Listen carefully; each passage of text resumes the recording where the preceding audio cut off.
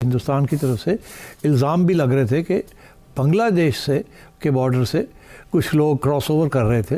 बांग्लादेश की सीमा पर भारत के गृह मंत्रालय ने शूट एंड साइट का ऑर्डर दिया। अनवर हुसैन नाम के एक घुसपैठिए को बीएसएफ के जवानों ने ठोक दिया। और ये गारंटी की बात है, बांग्लादेश आप पाकिस्तान से कहीं ज्यादा लहूलुहान होगा। लेकिन अगर बॉर्डर को उन्होंने कंट्रोल ना किया और वहां पे हिंदुओं के साथ मिसाइल जारी रहे तो इंडिया के पास कोई अदर चॉइस नहीं होगा कि उसको सख्ती के साथ डील किया जाए। इसका डायरेक्ट नुकसान किसको होगा? बांग्लादेश को। अच्छा। जिसका 3 साइड से बॉर्डर लग रहा है इंडिया के साथ। एक ऐसा कंट्री जिसने आपको चारों साइड से घेरा हुआ है, जिसके मफादात जिससे आपके मफादात जुड़े हुए हैं। हाँ, हालात फाइनेंशियली बहुत वीक हो जाएंगे और वहां पे जिंदगी बड़ी मुश्किल हो जाएगी मेरे ख्याल में, अगर इसको जल्द से जल्द ठीक ना हुआ, इलेक्शन ना हुए और स्टेबल गवर्नमेंट ना आई। हंगू के इलाके टल में दहशतगर्दों के खिलाफ ऑपरेशन के दौरान पाक फौज के 6 जवान शहीद हो गए हैं। मेरे ख्याल में इस जो मैं बिल्कुल अमित साहब का जो है उसका स्टेटमेंट, इंडिया बिल्कुल खामोश इस पे नहीं रहेगा। इंडिया को the point has come up कि इंडिया हैज टू रिटेलिएट। तनाव के बीच में बांग्लादेश की अंतरिम सरकार बैकफुट पर आई है। डोनाल्ड ट्रंप साहब ने अपने ओथ लेने से पहले ही वो कह चुके हैं कि I have issue with the Hindus living in Bangladesh. Pakistan की इंडिया से ट्रेड बंद हुई तो हमारे आप देखेंगे महंगाई। तो जैसा कि बांग्लादेश में शेख हसीना का तख्ता पलट होने के बाद वहाँ के हालात जो हैं बहुत ख़राब हो चुके हैं और बांग्लादेश अब दूसरा सीरिया बनने जा रहा है। मोहम्मद यूनुस ने हालांकि कमान संभाली है, लेकिन उनकी कमान संभालने के बाद भी बांग्लादेश के हालात सुधर नहीं रहे हैं। वहाँ अल्पसंख्यकों हिंदुओं पर अत्याचार बहुत ही ज़्यादा हो रहे हैं,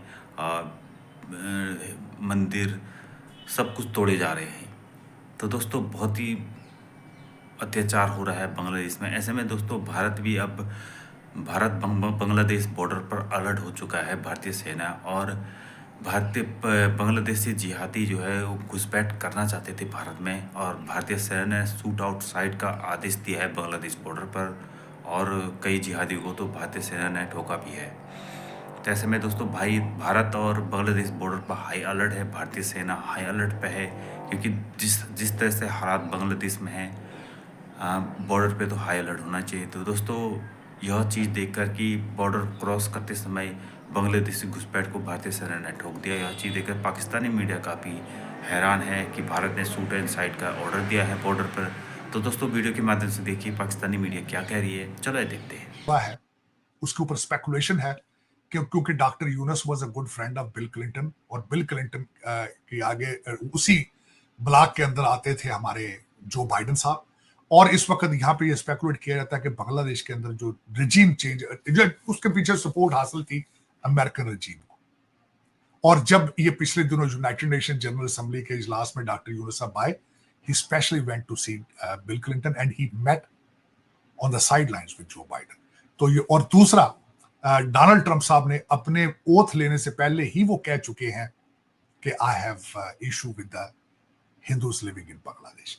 तीसरी बात ये मैं आपके देखने वालों को बताना चाहूंगा कि जब बांग्लादेश का डेलीगेशन जब गया था व्हाइट हाउस के अंदर, और मैं कि डोनाल्ड ट्रंप साहब इन्होंने जो है अपना डॉक्टर यूनुस साहब की जो ऑर्गेनाइजेशन है उसने भी, और इन्होंने पर्सनल लेवल पर भी हिलरी क्लिंटन को पैसे दिए उनकी कैंपेन में अगेंस्ट डोनाल्ड ट्रंप। और उनको याद था जब पिछली दफा बंगाली डेलीगेशन व्हाइट हाउस गया तो उन्होंने कहा था कि वो where is your finance guy who has been supporting Hillary Clinton. तो ये बात मैं एग्री करूंगा कि जब आएंगे डोनाल्ड ट्रंप साहब तो वो बांग्लादेश की सूरत हाल के ऊपर तवज्जो देंगे। पूछा है कि क्या बांग्लादेश जो है वो तकसीम होने जा रहा है? चलें इसका एक जवाब दे दें।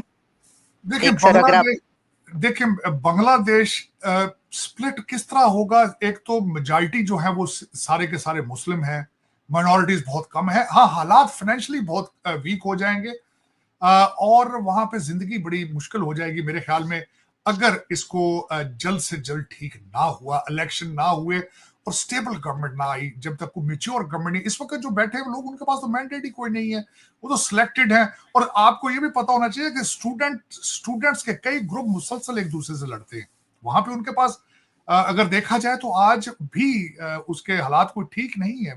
इट्स नॉट अगर देखा जाए कि वहां पे कोई दुनिया उनको एक्सेप्ट कर रही है, या ऐसे हालात नहीं है। स्प्लिट तो नहीं होगा, लेकिन गुर्बत के हालात इकोनॉमिकली और मजीद वीक हो जाएगा अगर उन्होंने इसको स्टेबल ना किया तो, मेरे ख्याल में। और दूसरा स्प्लिट सर, एक सवाल। जी सर प्लीज आप कंप्लीट कर लीजिए। जी साजिद साहब, मेरे ख्याल में इस जो मैं बिल्कुल अमित साहब का जो है उसका स्टेटमेंट, इंडिया बिल्कुल खामोश इस पे नहीं रहेगा। इंडिया को the point has come up कि इंडिया हैज टू रिटेलिएट। जो अभी तो विक्रम मिस्री साहब गए हैं हालात को स्टडी करने के लिए, देखने के लिए कि क्या होगा, लेकिन अगर बॉर्डर को उन्होंने कंट्रोल ना किया और वहां पे हिंदुओं के साथ मिसाइल जारी रहे तो इंडिया के पास कोई अदर चॉइस नहीं होगा कि उसको सख्ती के साथ डील किया जाए। और रिलीजन आपका पर्सनल मैटर होता था, हम इकट्ठे रहते थे, किसी को कोई इशू नहीं था एक दूसरे के साथ। और तीसरा एक बात, मैं खासकर इस कॉन्टिनेंट, सब कॉन्टिनेंट के लोग, हम सब हिंदुओं की औलाद है। मेरे एंसेस्टर हिंदुओं से सिख हुए, सिखों से मुसलमान हुए, तो जब हम सारे एक ही उस लैंड से इकट्ठे रह रहे हैं, कल्चर एक है, जबान एक है, टेस्ट एक है, तो फिर इतनी नफरतें क्यों हैं? मुझे इस बात की समझ नहीं आती। मुझे अक्सर ये जो मेरे भारतीय दोस्त कहते हैं आप खान साहब हैं, मैं कहता हूँ यार मैं खान कहां से हूं, मैं तो जट बरादरी के मेरी ट्रूली। अच्छा, वो समझते हैं कि हर पाकिस्तानी या हर मुसलमान है वो खान है और मुगलों का रिश्तेदार है। हालांकि दिस इज जस्ट, मैं बल्कि भारत, जब पंजाब इंडिया जाता हूं तो मैं किसी को मैं ये बताऊं ना कि मैं जट बरादरी से हूं, तो वो कहते हैं हाउ इट इज पॉसिबल कि जट भी हो और सिख नहीं हो, लेकिन हम फिर सिखों से कन्वर्ट हो चुके हैं, लोगों को ये पता नहीं। सर आप कह देते हैं कि मैं दिमागी तौर पे सिख भी हो जाता हूं कभी कभी। आप सोच नहीं सकते आलिया, मैं सिक्खी के बारे में मेरा इतना पढ़ता हूं जसदीप की वजह से, या इतना मुझे नॉलेज है, एवरेज एक सिख है उससे ज्यादा सिक्खी के बारे में मुझे नॉलेज है। और मैं मजे की बात है, सिक्खी के बारे में नहीं, जैनिज्म के बारे में मुझसे पूछें, हिंदुइज्म, मैं सनातन धर्म के बारे में मुझसे पूछें, वेद के बारे में मुझसे पूछें, बुद्धिज्म पे मैं मुसलसल रिसर्च कर रहा हूँ, आजकल भी रिसर्च कर रहा हूँ। और दूसरा ये कि मुझे हर रिलीजन इज अच्छा है अगर आप उसको प्रैक्टिस करें। हम लोग ये है कि हम उसको पढ़ के साइड पे रख देते हैं, उस पर अमल नहीं करते। दुनिया का हर मजहब इज अ गुड रिलीजन। आपने जो ये कह दिया ना कि हम सब हिंदुओं के बच्चे हैं, तो सर हिंदुओं की औलाद है तो इसके ऊपर फतवा लग जाए ना, आप पाकिस्तान ना जाइएगा। हम पे तो फतवे काफी लग चुके हैं, आपके ऊपर भी लग जाए। इसका डायरेक्ट नुकसान किसको होगा? बांग्लादेश को, जिसका 3 साइड से बॉर्डर लग रहा है इंडिया के साथ। एक ऐसा कंट्री जिसने आपको चारों साइड से घेरा हुआ है, जिसके मफादात, जिससे आपके मफादात जुड़े हुए हैं। अब देखें, अडानी ने बिजली बंद की है, बांग्लादेश के पल्ले क्या रहा है? आप इंडिया से ले रहे हो, टेक्सटाइल जो है आपकी सारी इंडिया के अंदर चली गई है, इन्वेस्टमेंट सारी पहले आपको इंडिया की तरफ से आ रही थी।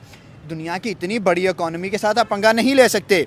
बेसिक ये पंगा करवा कौन रहा है? जिस तरीके से अमेरिका को लगा कि यार ब्रिक्स के अंदर, अब मोदी ने तो चाइना से हाथ मिला लिया, हाँ, बिल्कुल। उन्होंने अब लगाई बांग्लादेश को उंगली कि आप जाओ और जाके इंडिया के खिलाफ स्टेप लो।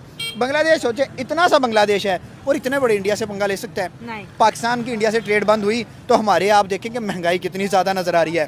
अगर बांग्लादेश की भी बंद हो जाएगी, ऑलमोस्ट तो बंद ही है, अगर बिल्कुल बंद हो गई तो